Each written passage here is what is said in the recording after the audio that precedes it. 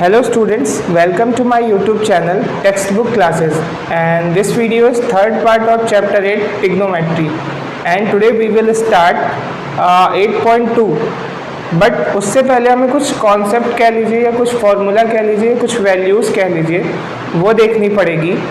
और हमें इनकी वैल्यूज़ देखना है। देखिए, साइन थीटा की, कॉस थीटा की, टेन थीटा की, कॉसेक थीटा की, सेक थीटा की एंड कॉट थीटा की, इन सब की वैल्यू देखना है अलग अलग एंगल पे कि साइन की वैल्यू 0 डिग्री पे क्या होगी, 30 डिग्री पे क्या होगी, 45 डिग्री पे क्या होगी, 60 डिग्री पे क्या होगी और 90 डिग्री पे क्या होगी। ये सारी वैल्यूज़ हमें देखना है क्योंकि यही कॉन्सेप्ट है जिससे हम 8.2 सॉल्व कर पाएंगे। ठीक है, तो सबसे पहले हम देखते हैं। अब आप देखिए, इतनी सारी वैल्यूज़ आप याद नहीं कर पाओगे, कहीं ना कहीं भूल जाती है वैल्यू। क्यों? क्योंकि इतनी सारी चीज़ें हैं। देन उसके बाद अदर चैप्टर्स भी हैं, यही बस चैप्टर तो है नहीं ट्रिग्नोमेट्री। तो आपको क्या करना है, केवल मैं बताऊंगा, केवल साइन की वैल्यू याद रखनी है सारे एंगल्स पे। देन उसके बाद आप सारी वैल्यू अपने आप बनाओगे, बाकी जितनी वैल्यूज़ है ना आप अपने आप बनाओगे। केवल किसकी वैल्यू याद रखनी है आपको? साइन थीटा की। ठीक है, तो हम देखते हैं साइन 0 डिग्री की वैल्यू क्या होती है। साइन 0 डिग्री की वैल्यू होती है 0। साइन 30 डिग्री की वैल्यू क्या होती है? 1/2। साइन 45 डिग्री की वैल्यू क्या होती है? 1/√2। साइन 60 की वैल्यू क्या होती है? √3/2। और 90 की वैल्यू होती है कितनी? 1। ठीक है, बस आपको ये वैल्यू याद रखनी है कि साइन 0 डिग्री की वैल्यू होती है 0, साइन 30 डिग्री की वैल्यू होती है 1/2, साइन 45 डिग्री की वैल्यू होती है 1/√2, साइन 60 की वैल्यू होती है √3/2 और साइन 90 की वैल्यू होती है 1। ठीक है, आपको बस ये एक साइन की वैल्यू याद रखनी है। अब कॉस की वैल्यू कहाँ से आएगी? तो देखो, अभी हम इस डायरेक्शन में गए ना, 0, 1/2, 1/√2, √3/2 एंड 1। अब अपोजिट डायरेक्शन में हम वापस आएंगे। तो सबसे पहले यहाँ पे सबसे लास्ट में क्या था? 1, तो सबसे पहले आ जाएगा। फिर क्या है? √3/2, तो √3/2। फिर क्या है? 1/√2, तो 1/√2। फिर क्या है? 1/2, तो 1/2। फिर क्या है? 0, तो 0। ठीक है, ये हो गई कॉस की वैल्यू। कॉस 0 की वैल्यू कितनी? 1। कॉस 30 डिग्री की वैल्यू कितनी? √3/2। कॉस 45 की कितनी? 1/√2। कॉस 60 की कितनी? 1/2। और कॉस 90 की वैल्यू 0। हमने क्या किया, जो सीधे सीधे लिखा था उसको अब एंड से लिखना चालू किया, 1 फिर ये फिर ये फिर ये फिर ये। तो ये किसकी वैल्यू हो गई? कॉस की वैल्यू। ठीक है, इजी था ना, केवल आपने साइन की याद की, कॉस की अपने आप लिख दी। देन अब हम बात करते हैं टेन की। तो टेन थीटा इक्वल टू हमने पढ़ा था क्या होता है? Sine theta upon cos theta. ये पढ़ा हमने formula, tan theta equal to sine theta upon cos theta. ये फॉर्मूला हमने पढ़ा है। ठीक है, तो इसी बेसिस पे हम टेन की वैल्यू निकालेंगे। ये साइन है, ये कॉस है। अगर हम इसको अपॉन कर दें, इन सबको अपॉन कर दें, तो हमें 10 की वैल्यू मिल जाएगी। बिल्कुल मिल जाएगी। देखो, अब 0 में से 1 अपॉन करेंगे तो कितना आएगा? 0।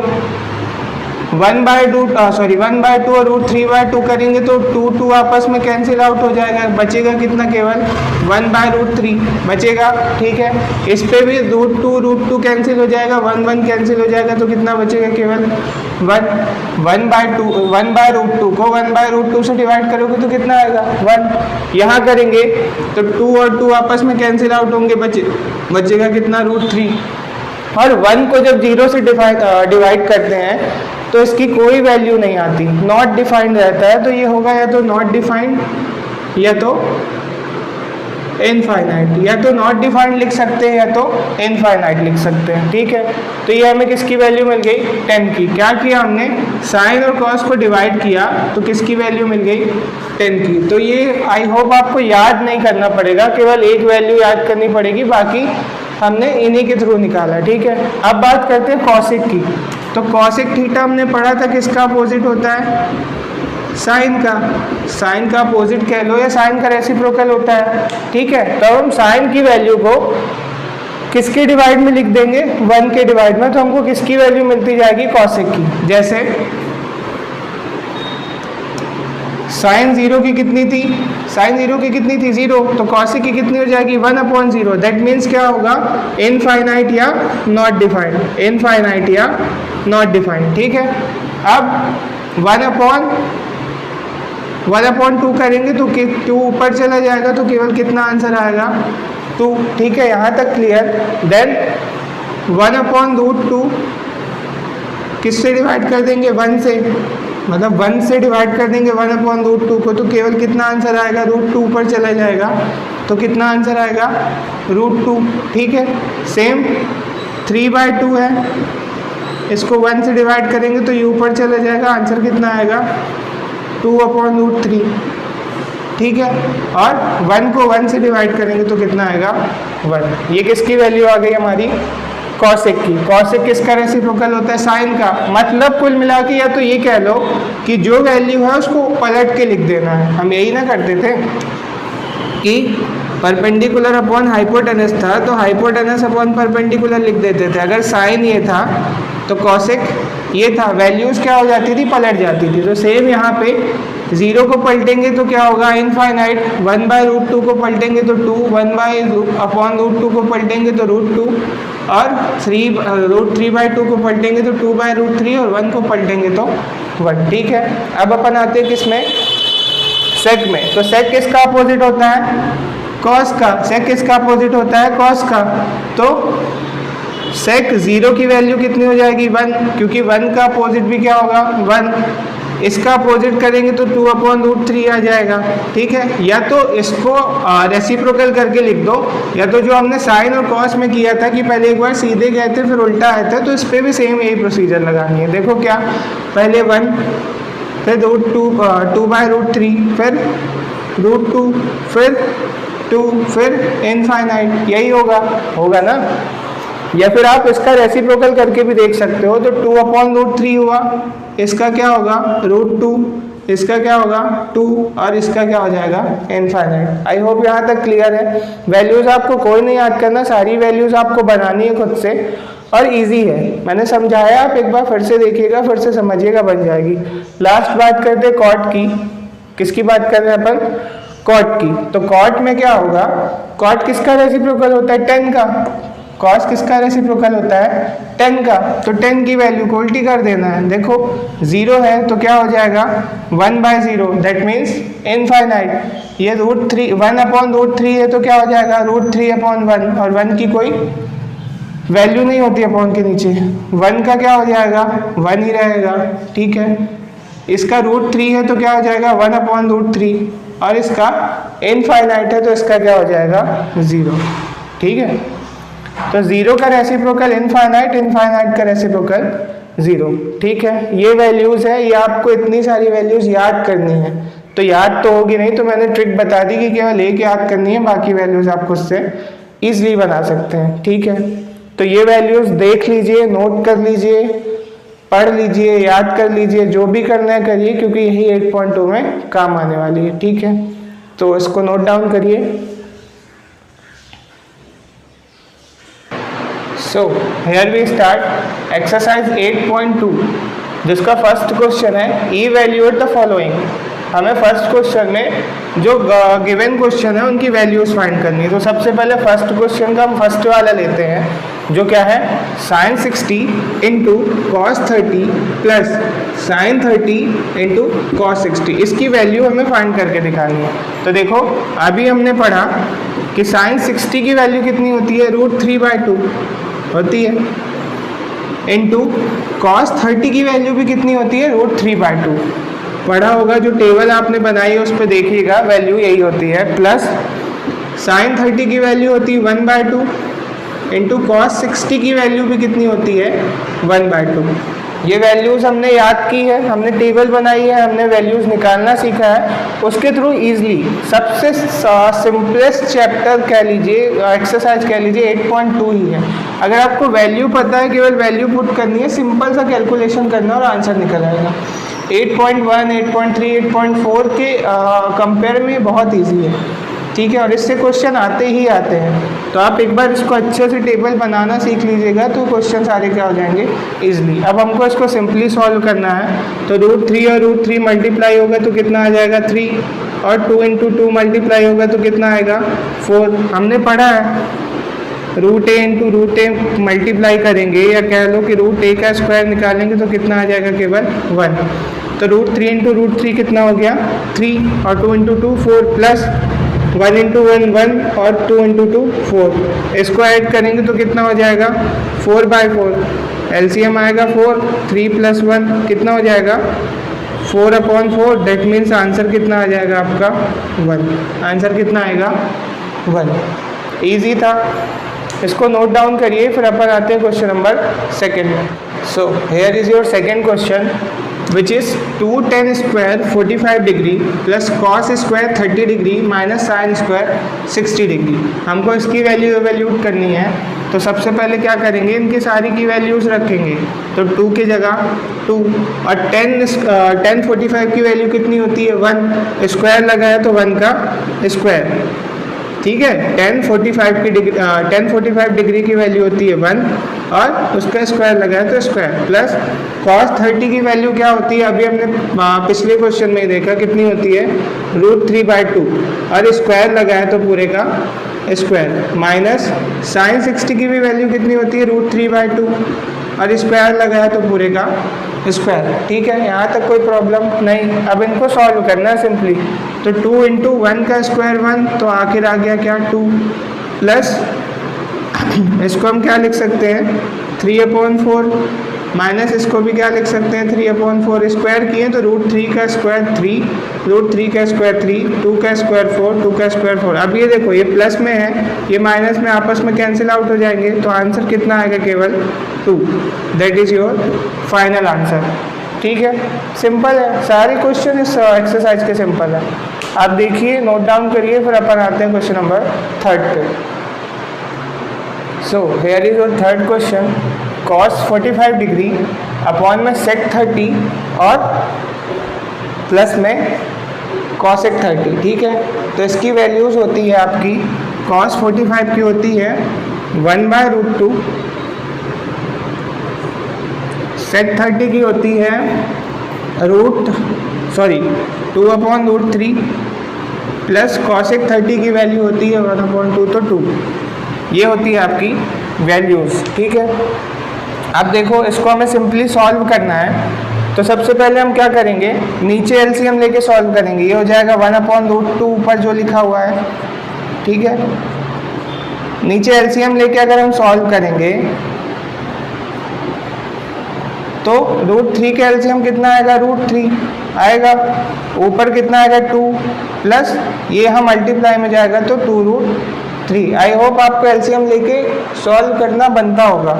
इसके बाद अपन आते हैं ऊपर, तो ये क्या हो जाएगा 1/√2, तो रहेगा ही रहेगा, 1/√2 रहेगा ही रहेगा। यहाँ पे क्या आपको दिख रहा है 2 कॉमन ले सकते हैं, क्या ले सकते हैं, तो 2 कॉमन, अंदर क्या बचेगा 1 + √3 डिवाइडेड बाय √3। ठीक है, अब आपको पता है कि जो सबसे नीचे ये हमने पढ़ा है ना A/B है और C/D है, तो ये D सबसे ऊपर मल्टीप्लाई में जाएगा और ये दोनों आपस में मल्टीप्लाई होंगे, तो क्या होगा A × D + B × C।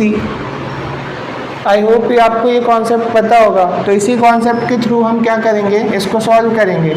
तो ये √3 सबसे ऊपर जाएगा, तो क्या हो जाएगा 1/2 × √3/2 1 + √3। ठीक है, यहाँ तक क्लियर। क्या किया हमने, वैल्यू रखी, उसके बाद एलसीएम लेके ऐड किया, फिर सबसे नीचे वाले को ऊपर ले गया सबसे मल्टीप्लाई में और नीचे वाले को आपस में मल्टीप्लाई किया। यहाँ तक नोट डाउन करिए, फिर आगे देखते हैं। अगर हम ऊपर का मल्टीप्लाई करेंगे तो कितना आएगा √3 और नीचे का मल्टीप्लाई करेंगे तो देखो, अब हम चाहें तो 2 और इन दोनों का मल्टीप्लाई अंदर कर सकते हैं, बट 2 को बाहर कॉमन रहने दीजिए और ये जो √2 है ना, इसका इन दोनों से मल्टीप्लाई कर दीजिए। ठीक है, आप ये भी लिख सकते हैं कि 2√2 1 + √3। ठीक है, बट हमें इसकी वैल्यू चाहिए। ठीक है, तो हम ये √2 का मल्टीप्लाई अंदर कर देंगे और ये 2 को बाहर ही लिखे रहने देंगे। ठीक है, तो क्या हो जाएगा, देखो 2 कॉमन है, √2 का मल्टीप्लाई हुआ अंदर, तो √2 प्लस √2 × √3 करेंगे, √2 × √3 करेंगे तो इसकी वैल्यू आएगी √6। क्यों, क्योंकि दोनों रूट में आपस में मल्टीप्लाई हो जाएगा। ठीक है, तो यहाँ तक आपका आया आंसर। आप इसको भी आंसर लिख सकते हो, आप इसको भी इजली आंसर लिख सकते हो, कोई दिक्कत नहीं है। बट क्या किया है, जो आपके एनसीईआरटी सॉल्यूशन में आप देखेंगे तो आंसर कुछ और आ रहा होगा, तो उसके लिए वो क्या किया है, यहाँ तक आप नोट डाउन करिए, उसके बाद मैं बताता हूँ आगे क्या करके उसने आंसर निकाला है, ठीक है। हमारे यहाँ तक आया था, इसको भी आप आंसर लिख सकते हो, बट एनसीईआरटी सॉल्यूशन जो किया है वो क्या किया है, ये जो आपका ही ना डिनोमिनेटर को हम क्या कर देते हैं, रैशनलाइज कर देते हैं। क्या कर देते हैं, रैशनलाइज, हिंदी में बोलते हैं परिमेयकरण, ठीक है। करते क्या है, जो नीचे लिखा है ना, इसी का साइन चेंज करके एक बार ऊपर मल्टीप्लाई करते हैं, एक बार नीचे। क्या करते हैं, जो डिनोमिनेटर में है उसका साइन चेंज करके एक बार न्यूमरेटर में मल्टीप्लाई करते हैं, एक बार डिनोमिनेटर में मल्टीप्लाई करते हैं, ठीक है। तो अब हमको इसका साइन चेंज करना, तो सबसे पहले हम इसको यहाँ कर लें, क्या, √6 को और √2 को। अगर ये लिखो या ये लिखो, एक ही चीज़ है, हमने 6 को पहले लिख दिया, 2 को बाद में। अब इसका साइन चेंज करके क्या करेंगे, बाय रैशनलाइज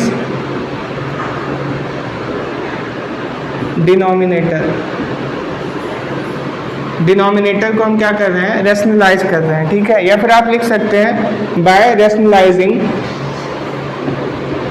दिस, ठीक है। इसको हम रैशनलाइज कर रहे हैं, तो क्या होगा यहाँ पे, √3 2 √6 प्लस √2, साइन चेंज करके एक बार ऊपर मल्टीप्लाई, तो क्या हो जाएगा, √6 माइनस 2 और अपॉन √6 माइनस √2, ठीक है। अब इससे क्या होगा, इससे होगा क्या, देखो ऊपर का ऊपर मल्टीप्लाई कर देंगे सबसे पहले, तो क्या हो जाएगा, ये √3 इंटू √6, तो क्या हो जाएगा, √3 इंटू 6 एक साथ, माइनस आप इसको 18 भी लिख सकते हो, 18 माइनस √6 अपॉन ऊपर ऊपर का मल्टीप्लाई किए तो पहले इसके साथ किए तो √18 आया, इसके साथ किए तो 6 आया। अब नीचे आप देख रहे होगे फॉर्मूला बन रहा है, 2 को 2 लिखे रहने देंगे। नीचे देखिए आपको फॉर्मूला क्या दिख रहा, एक ब्रैकेट में a प्लस बी, एक ब्रैकेट में a माइनस बी। क्या दिख रहा है, a plus B, a minus B. ये किसका फॉर्मूला होता है, a square minus B square का होता है। अब देखो अगर हम √6 का स्क्वायर करेंगे माइनस √2 का स्क्वायर करेंगे तो √6 का स्क्वायर कितना हो जाएगा, 6, और 2 का स्क्वायर कितना हो जाएगा, 2। √2 का स्क्वायर 2 और √6 का स्क्वायर 6। तो हम इसको ये लिख सकते हैं क्या यहाँ पे कि 2 और 6 माइनस 2 लिख सकते हैं, कोई प्रॉब्लम नहीं है, ठीक है। इसके बाद हम देखेंगे, देखिए ऊपर क्या आया, √18 माइनस √6, नीचे आ जाएगा, ये दोनों को आपस में माइनस करेंगे तो कितना होगा, 4 इंटू 2 कितना होता है, 8। यहाँ तक कोई प्रॉब्लम नहीं। अब देखो इसको और इजी वे में हम लिख सकते हैं क्या, 18 को लिख सकते हैं 3 इंटू 3 इंटू 2 लिख सकते हैं, माइनस इसका कुछ नहीं होगा तो इसको √6 ही लिखे रहने दो, या आप लिख सकते हो नहीं √6 ही होगा इसका, ठीक है, अपॉन में 8। तो ये 3 बाहर निकल आएगा तो कितना होगा, 3√2 माइनस √6 अपॉन का 8। ये आपका एनसीईआरटी का फाइनल आंसर आ रहा है, ये आपका एनसीईआरटी का फाइनल आंसर आ रहा है। तो देखो हमने यहाँ तक सॉल्व किया था, इसलिए आप इसको भी आंसर बना सकते हो। बट अगर आप बुक में देखोगे तो आंसर ये आ रहा है, तो ये कहाँ से आया, हमने डिनोमिनेटर को रैशनलाइज किया। रैशनलाइज करने में क्या होता है, जो डिनोमिनेटर है उसका साइन चेंज होकर एक बार न्यूमरेटर एक बार डिनोमिनेटर में मल्टीप्लाई करते हैं। जब इसको मल्टीप्लाई किया तो क्या हो गया, √18, इसका मल्टीप्लाई हुआ तो माइनस का √6। नीचे आपका फॉर्मूला बन रहा है a plus B, a minus B जो होता है a square minus B square. तो √6 का स्क्वायर करेंगे तो 6, √2 का स्क्वायर करेंगे तो 2, और ये 2 यहाँ पे साथ में था। तो नीचे हुआ 6 माइनस 2 इक्वल टू 4, और 4 इंटू 2 इक्वल टू 8 आया। इसको हमने और सिंपल किया और सिंप्लीफाई किया तो क्या हुआ, 3 इंटू 3 इंटू 2, 3 3 ज़ा 9, 9 2 ज़ा 18। 18 को ही हमने इस फॉर्म में लिखा जिससे क्या हो जाए, एक पेयर बाहर निकल आए। तो √3√2 हुआ माइनस का √6 अपॉन में 8, ये आपका फाइनल आंसर हुआ। इसको नोट डाउन करिए, फिर अपन आते हैं क्वेश्चन नंबर 4 में, ठीक है। So here is your fourth question, which is sin 30 plus tan 45 minus cosec 60 upon में sec 30 plus cosec 60 plus cot 45, sorry cos 60 plus cot 45। तो sin 30 की वैल्यू क्या होती है 1/2, sin 30 की वैल्यू क्या होती है 1/2 प्लस tan 45 की वैल्यू क्या होती है 1 प्लस cosec 60 की वैल्यू होती है sin 60 की होती है √3/2, तो cosec 60 की क्या हो जाएगी 2/√3, ठीक है। अपॉन में sec 30 की वैल्यू क्या होगी, तो sec 30 की वैल्यू होगी आपकी cos 30 की होती है 3/√2, तो sec 30 की वैल्यू क्या हो जाएगी 2/√3, इसकी भी 2/√3 प्लस cos 60 की वैल्यू होती है 1/2, तो इसकी वैल्यू कितनी हो जाएगी, सॉरी उसकी होती है 2, तो इसकी हो जाएगी 1/2, ठीक है। प्लस cot 45 की वैल्यू कितनी होती है, cot 45 की वैल्यू भी होगी कितनी आपकी 1, ठीक है। अब इसको हमें सिंपली सॉल्व करना है, तो जितना सिंपली दिख रहा है उतना सिंपली नहीं है, सॉल्व करना पड़ेगा। पहले ऊपर को सॉल्व करेंगे देन नीचे को, ठीक है। तो यहाँ पे आ जाते हैं अपन, देखिए क्या होगा अगर हम इसका एलसीएम लेंगे, इसका एलसीएम लेंगे तो कितना आएगा, एलसीएम आएगा 2√3 आएगा, इन सब का एलसीएम कितना आएगा 2√3, ठीक है। क्या होता है ना, जब आप लिखते हैं यहाँ पे 1/2 प्लस 1/3, ठीक है। अब इन दोनों का एलसीएम कितना आएगा, आप बोलोगे 6 कहाँ से आया, 2 × 3 किए तो कितना आया 6, मतलब अब इन दोनों का मल्टीप्लाई कर दिए तो वही क्या आ गया एलसीएम, ठीक है, कोई दिक्कत नहीं। अब देखो ये 2 से ये 2 कट जाएगा तो कितना बचेगा √3 का 1 में मल्टीप्लाई होगा तो कितना आएगा √3 प्लस, अब देखो इससे 1 से कुछ नहीं कट रहा है तो कितना बचा पूरा 2√3 का 1 से मल्टीप्लाई करेंगे तो कितना आएगा 2√3, ठीक है। प्लस यहाँ से √3 से √3 कट जाएगा तो कितना बचेगा 2, और 2 का 2 से मल्टीप्लाई करेंगे तो कितना आएगा 4, ठीक है। ये एलसीएम लेके हमने सॉल्व किया तो 2√3 एलसीएम आया। अब देखो ये 2 से ये 2 कैंसिल आउट होगा, कितना बचेगा केवल √3 को 1 से मल्टीप्लाई करेंगे तो कितना आएगा √3 प्लस इससे कुछ भी नहीं कटेगा, एज इट इज़ 2√3 रहेगा। 2√3 को जब हम 1 से मल्टीप्लाई करेंगे तो कितना आ जाएगा 2√3। अब इसमें देखो तो √3 कैंसिल हो जाएगा, कितना बचेगा 2 को जब इस 2 से मल्टीप्लाई करेंगे तो कितना आएगा 4, ठीक है। यहाँ तक क्लियर, कोई दिक्कत नहीं। अब नीचे वाले को भी इसी तरह सॉल्व करना है, इसका भी एलसीएम कितना आएगा 2√3, कितना आएगा 2√3, ठीक है। अब देखो √3 से √3 कैंसिल आउट हो जाएगा, कितना बचेगा 2 को जब इस 2 से मल्टीप्लाई करेंगे तो कितना आएगा 4 प्लस, सॉरी यहाँ पे माइनस था तो यहाँ भी क्या होगा माइनस, ठीक है। अब देखो यहाँ नीचे प्लस था ना, एक बार क्वेश्चन देख लीजिए, हाँ नीचे प्लस था, केवल यहीं पे क्या था माइनस, ठीक है, केवल यहीं पे कितना था माइनस। अब देखो इसको सॉल्व कर रहे हैं अपन, तो इससे कटेगा तो 2 से 2 कट जाएगा, कितना बचेगा √3 का मल्टीप्लाई जब हम 1 से करेंगे तो कितना आएगा √3, ठीक है। प्लस इससे कुछ नहीं कटेगा तो √3 का मल्टीप्लाई 1 से होगा तो एज इट इज़ क्या आ जाएगा √3, ठीक है। यहाँ तक नोट डाउन करिए, इसके आगे अपन करते हैं। देखो यहाँ से ये 2√3 और 2√3 आपस में कैंसिल आउट हो जाएंगे, क्यों, क्योंकि वो सबसे नीचे है, सबसे ऊपर जाएगा तो इजी कट जाएगा, ठीक है।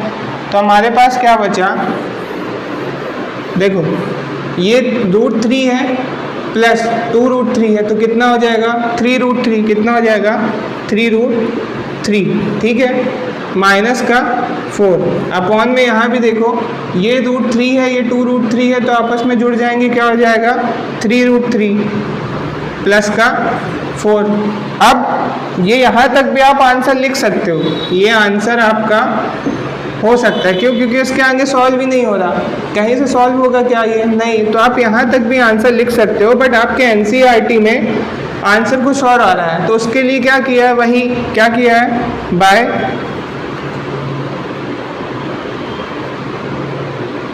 बाय रैशनलाइजेशन क्या किया है? रैशनलाइज किया है। रैशनलाइजेशन में क्या होता है?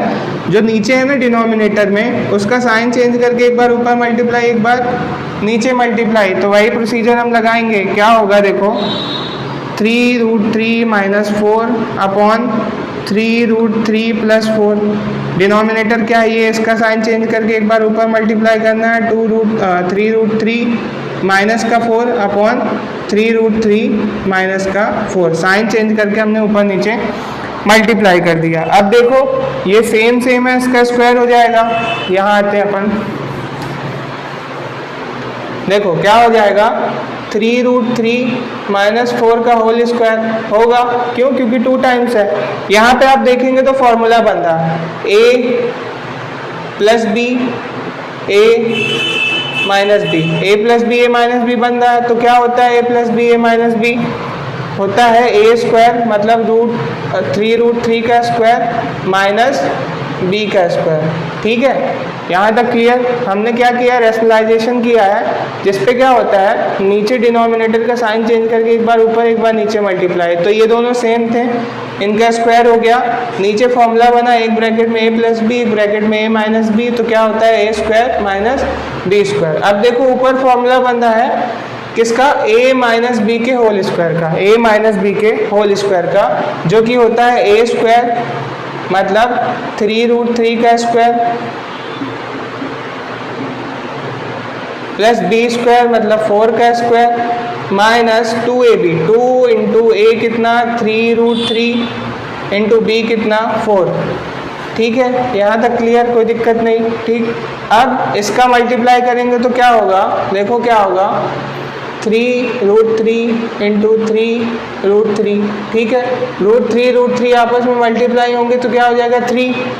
ठीक है ना, √3 और √3 आपस में मल्टीप्लाई होंगे तो 3। तो कितना हो जाएगा? 3 × 3 × 3। तो कितना होगा? 3 3 = 9, 3 = 27। 27 माइनस 4 × 4 16। यहाँ तक कोई दिक्कत नहीं? इसको नोट डाउन कर लीजिए, करना हो तो जल्दी से।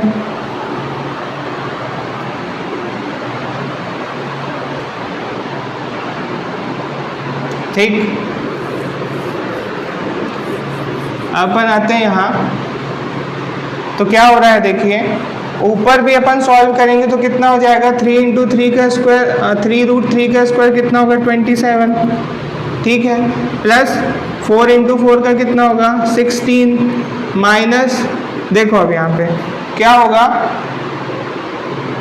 3 2 = 6, 6 4 = 24 है ना। 24 × का √3, 24 × का √3 अपॉन में देखो 27 - 16 होगा। 27 - 16 कितना होगा? 11।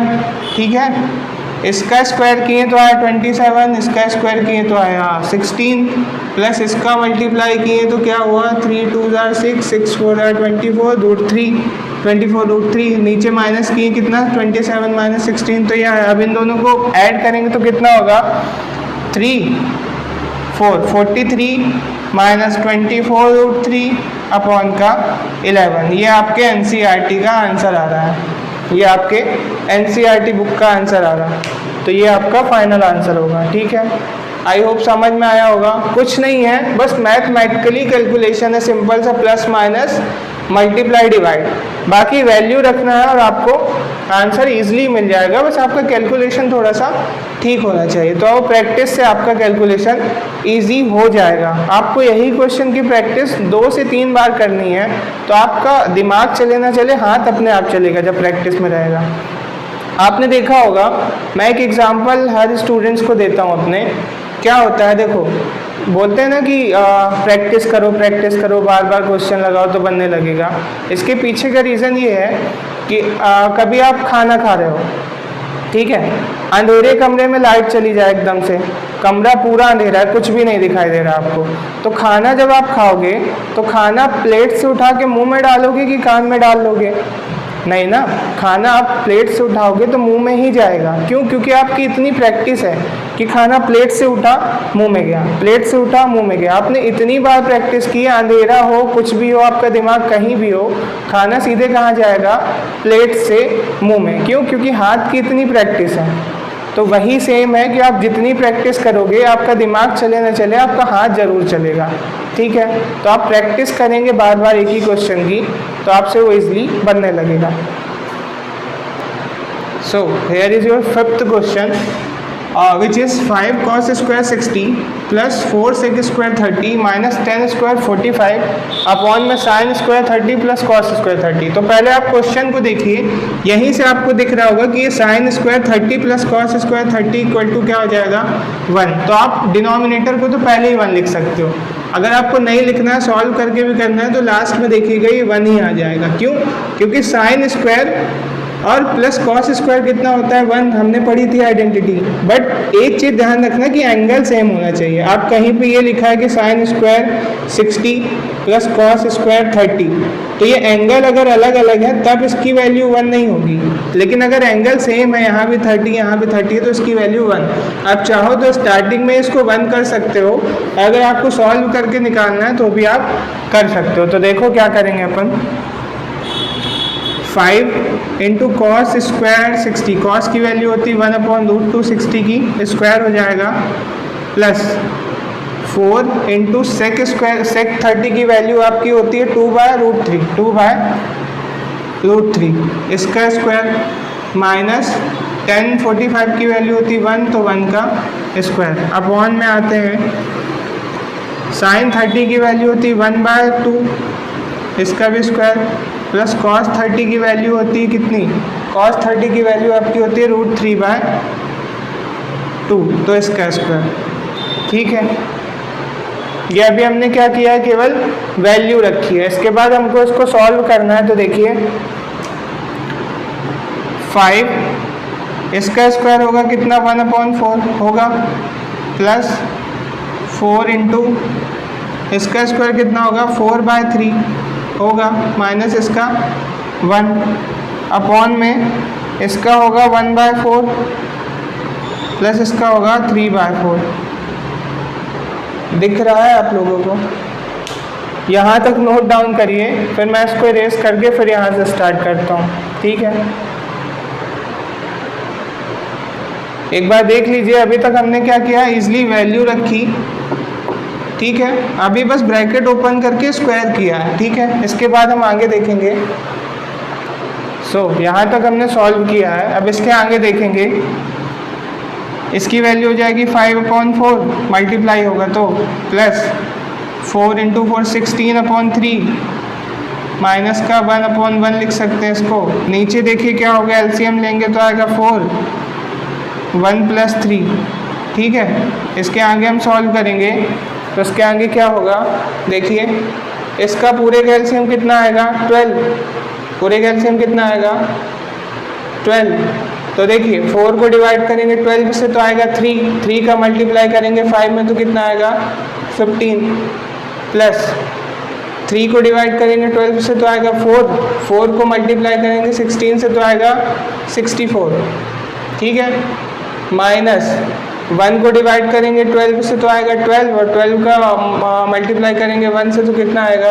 12। नीचे क्या दिया हुआ है देखिए, 4/4, ये कट जाएगा तो कितना आ जाएगा? 1। इसीलिए मैंने स्टार्टिंग में ही बोला था कि इसको आप 1 लिख सकते हो, इसको आप 1 लिख सकते हो। सॉल्व करके भी कितनी है इसकी वैल्यू?